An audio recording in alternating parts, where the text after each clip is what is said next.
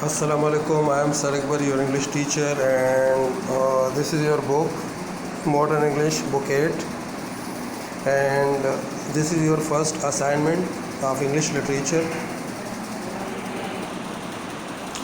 یہ آپ کا چیپٹر ہے شارٹ ان دا ڈارک، اندھیرے میں تیر چلانا. یعنی اس کا مطلب یہ ہوا کہ اندھیرے میں تیر چلانا یعنی کسی شخص کے بارے میں ایسی معلومات رکھنا، ایسی انفارمیشن رکھنا کہ جو آپ کو معلوم نہ ہو، اسے کہتے ہیں اندھیرے میں تیر چلانا.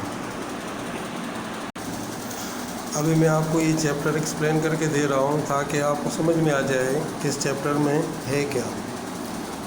فلپ سلیدر بھی ایک خوشگوار اور منافع بخش دورے کا خوش کن احساس لیے ریل کے تقریباً خالی ڈبے میں اطمینان سے پرجمان ہو گیا. وہ اپنی نئی واقف مسز سالٹ پین جینگو کی دیہی رہائش گاہ ورل میز کی طرف روانہ تھا.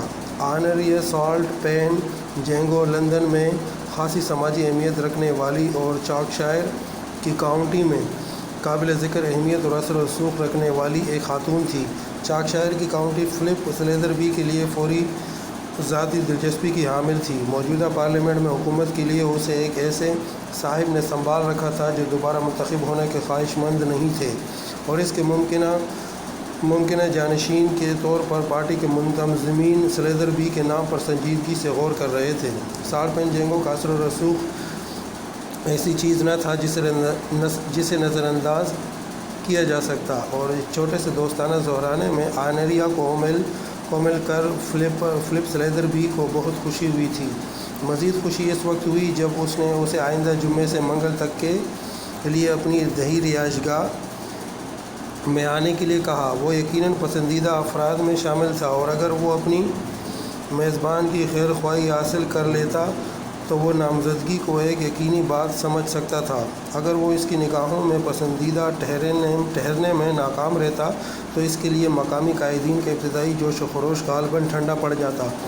پلیٹ فارم پر بکھرے ہوئے اپنی ریل گاڑیوں کے منتظر مسافروں کے درمیان سلیدر بی کو اپنا کلب کا ایک ملاقاتی نظر آ گیا اور اس نے اسے گپ شپ کرنے کے لیے اشارہ کر کے ڈبے کی کھڑکی کے پاس بلا لیا.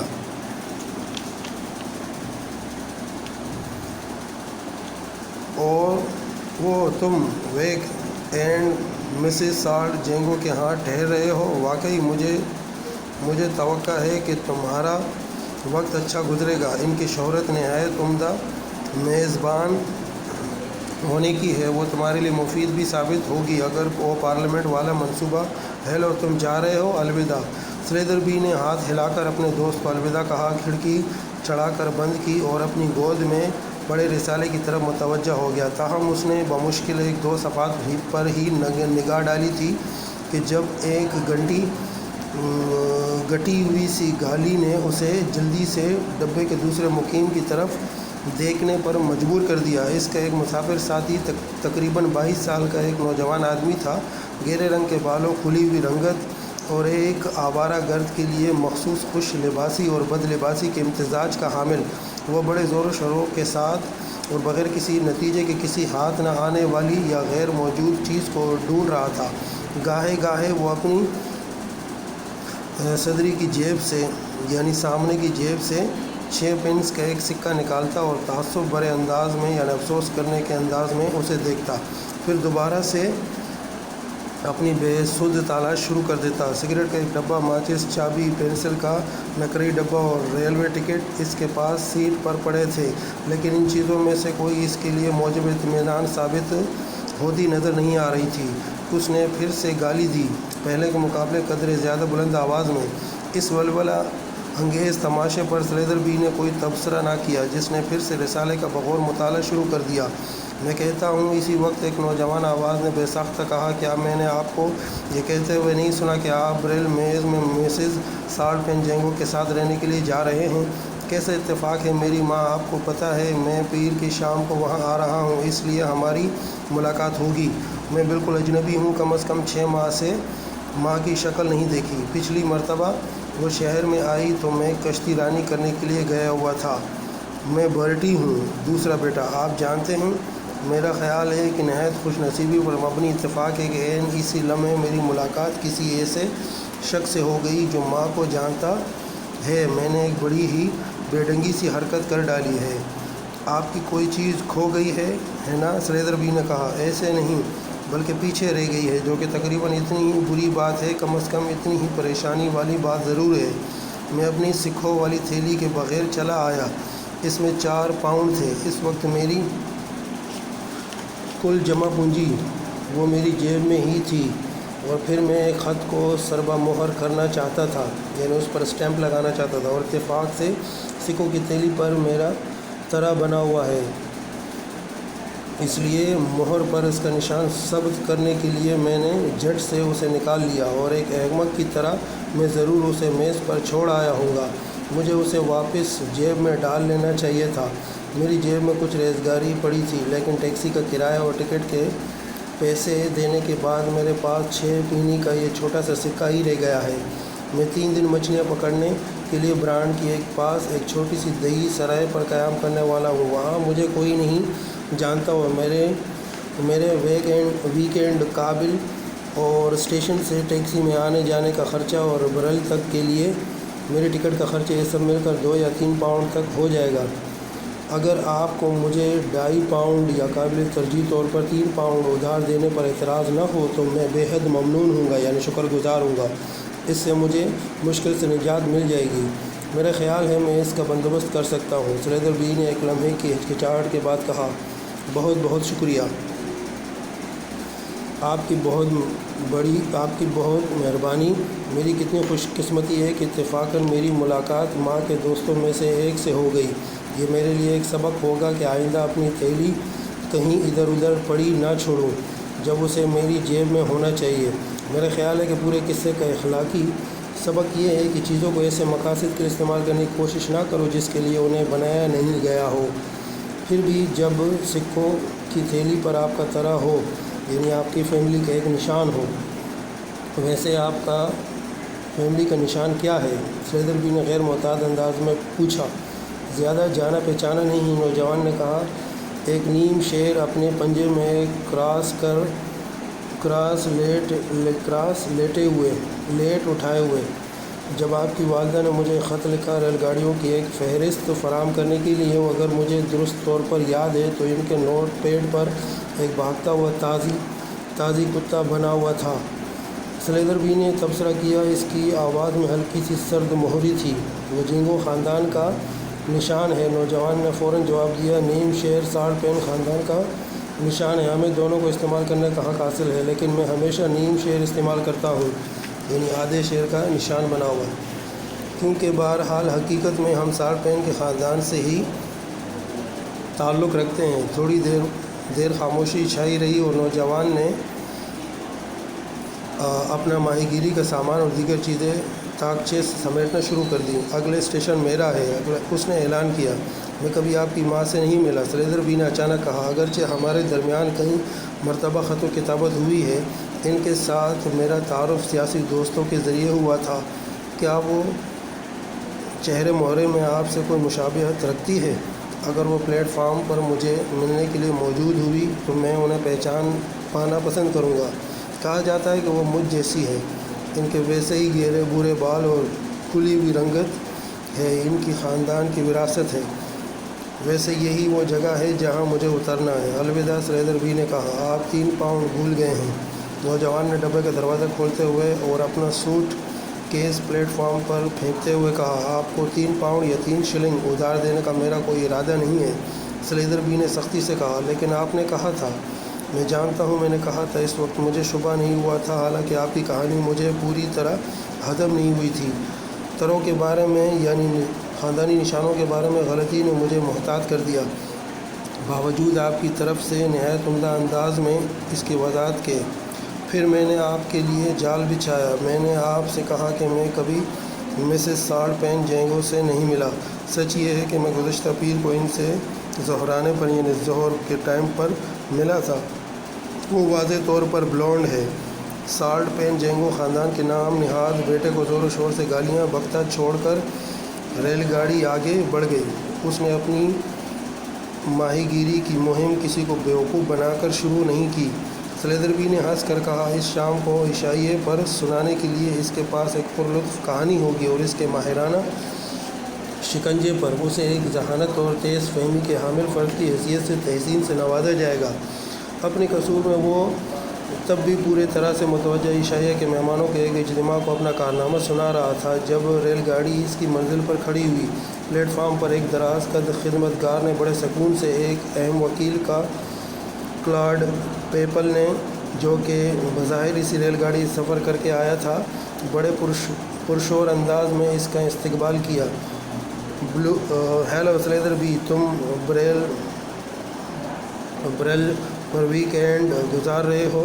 خوب، شاندار، کل ہم اکٹھے گولف کھیلیں گے۔ لو ہم پہنچ گئے، یہ رہی ہمارے لیے منتظر کار، اور بہت اچھی بھی ہے۔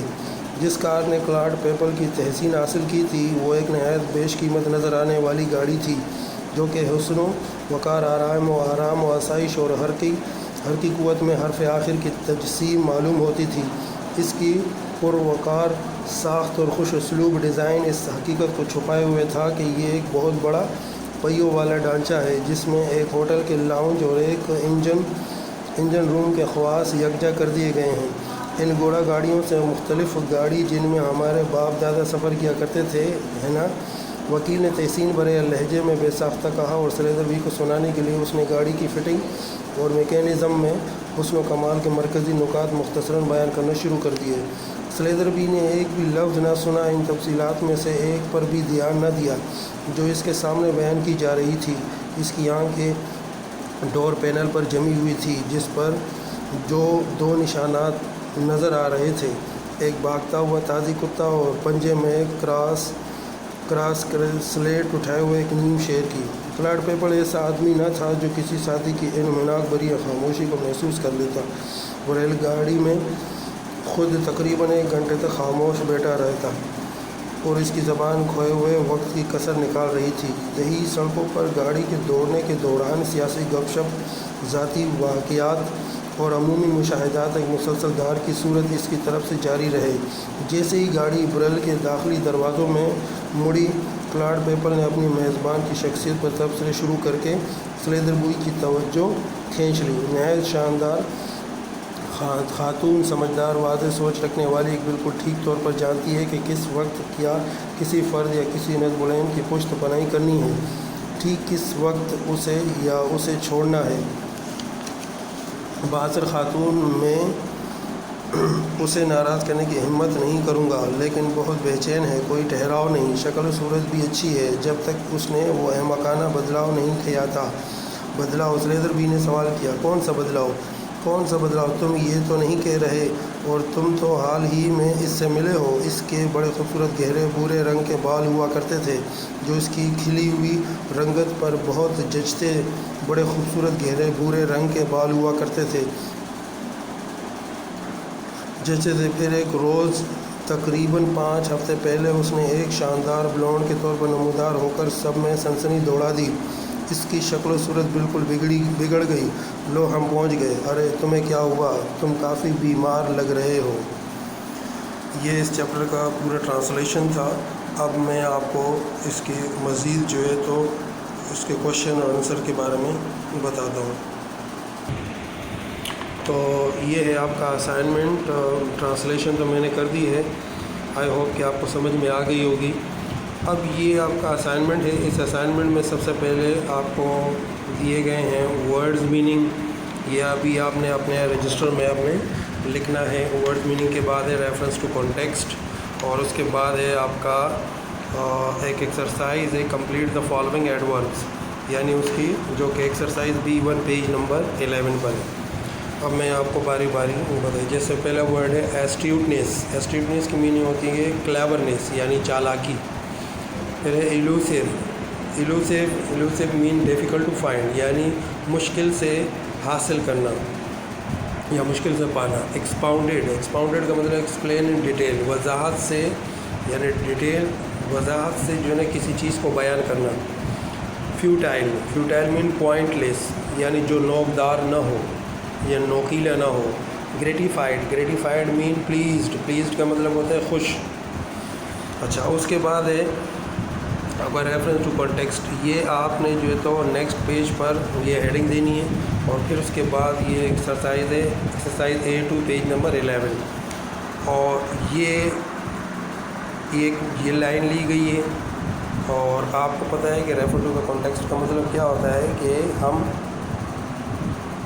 एक लाइन हमें दे दी जाती है उस चैप्टर से और फिर हम उस चैप्टर के लिहाज से उसका जो है तो उसके क्वेश्चन और आंसर करते हैं। अब जैसे ये लिखा हुआ there was a tinge of coldness in his voice. Tinge का मतलब होता है इजाफा होना।